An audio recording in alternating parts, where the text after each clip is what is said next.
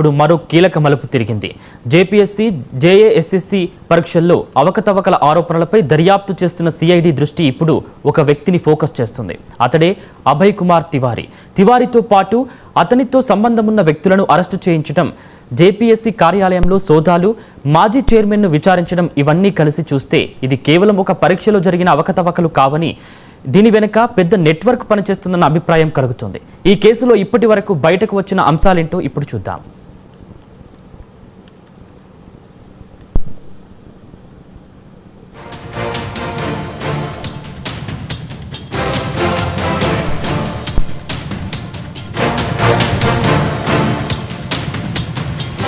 అభయ్ తివారీ జార్ఖండ్లో ప్రభుత్వ నియామక పరీక్షల్లో అవకతవకలకు king పిన్గా CID అనుమానిస్తోంది.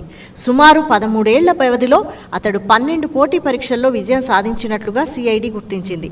Police sub inspector, Indian navy, BARC, IRB constable, CRPF head constable, northern coalfields, JSSC PGT, CGL, JPSC, ACF, FRO, FSO, combined civil services వంటి పలు నియామక పరీక్షల్లో అతని ఎంపిక దర్యాప్తు పరిధిలోకి వచ్చింది.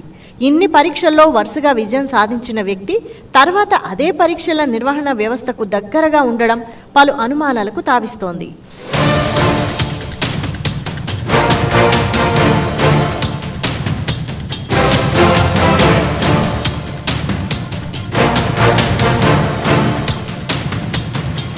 అభయ్ తివారీ గతంలో TSR data processing private limited టీడీపీఎల్లో మేనేజర్గా పనిచేశాడు. ప్రస్తుతం గోడా జిల్లాలోని పొడయ్యహాట్లో బ్లాక్ సప్లై ఆఫీసర్గా పనిచేస్తున్నాడు. టీడీపీఎల్ సంస్థ జేపీఎస్సీ పరీక్షల నిర్వహణకు సంబంధించిన వ్యవహారాల్లో కీలకంగా నిలవడంతో అభయ్ తివారీ పాత్ర తెరపైకొచ్చింది. తివారీ పలు కాంపిటేటివ్ పరీక్షల్లో విజయం సాధించడమే కాదు, అతని కుటుంబ సభ్యులు కూడా ప్రభుత్వ ఉద్యోగాలు పొందడం కూడా పలు అనుమానాలకు తావిస్తోంది. అతడి సోదరుడు జేఎస్ఎస్సీ, సిజిఎల్ ద్వారా ప్రభుత్వ ఉద్యోగం పొందాడు. అతడి భార్య కూడా ఇదే వ్యవస్థ ద్వారా ప్రభుత్వ ఉద్యోగం సాధించిందని గుర్తించారు. పరీక్ష నిర్వహణ సంస్థతో అతడి పాత సంబంధం తర్వాత నియామకాల్లో ఉపయోగపడిందా అన్న ప్రశ్నలపై దర్యాప్తు సాగుతోంది.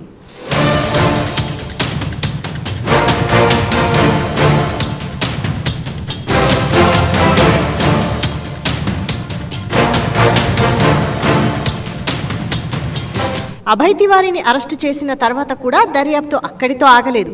జేపీఎస్సీ ఉద్యోగి సోను కుమార్తో పాటు తివారీకి సహాయకుడిగా పేర్కొన్న అరవింద్ కుమార్ను అరెస్టు చేశారు. అంతకుముందు జూలై 24న రాంచీలోని 2 హోటళ్లపై దాడులు చేసి 3 అదుపులోకి తీసుకున్నారు.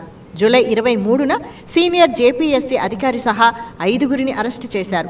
తాజా సమాచారం ప్రకారం ఆగస్టు 8 నాటికి జేపీఎస్సీ పరీక్షల అవకతవకల కేసులో అరెస్టుల సంఖ్య 19కి చేరింది.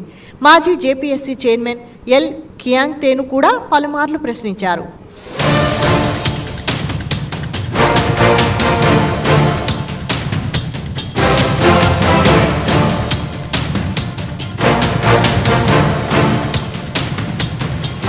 జేపీఎస్సీ ప్రిలిమ్స్ను రద్దు చేసి మళ్లీ నిర్వహించాలని, జేపీఎస్సీ, జేఎస్ఎస్సీ పరీక్షలపై స్వతంత్ర దర్యాప్తు జరపాలని, పరీక్షల్లో అవకతవకలపై సిబిఐ విచారణ చేపట్టాలని డిమాండ్ చేస్తూ రాంచీలోని విద్యార్థులు చేస్తున్న ఆందోళన 16వ రోజుకు చేరుకుంది. ఏప్రిల్ 19న జరిగిన JPSC combined civil services preliminary పరీక్షలో భారీగా అవకతవకలు చోటు చేసుకున్నాయని విద్యార్థులు ఆరోపించారు.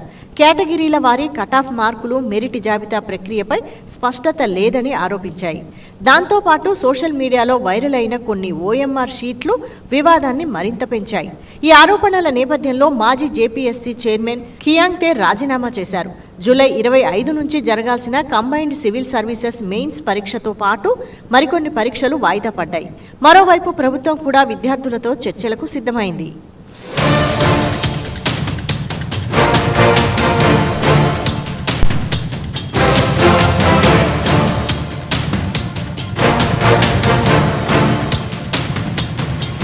తమ కష్టానికి, తమ మెరిట్కు న్యాయం జరగాలి, ప్రభుత్వ ఉద్యోగ నియామక ప్రక్రియపై మళ్లీ నమ్మకం కలగాలి అని డిమాండ్ చేస్తున్న విద్యార్థులకు ప్రభుత్వం ఏ హామీలు ఇస్తుందో అవి ఎంతవరకు ఫలిస్తాయో చూడాలి.